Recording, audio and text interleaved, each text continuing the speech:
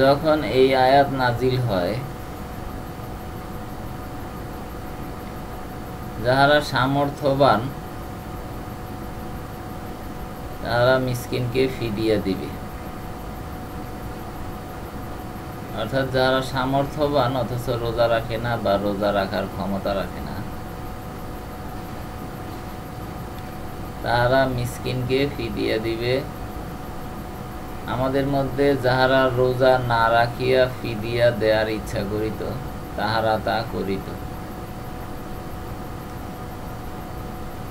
এরপর পরবর্তী আয়াত অবতীর্ণ হওয়ায় পূর্ববর্তী আয়াতের হুকুম বাতিল হইয়া যায়।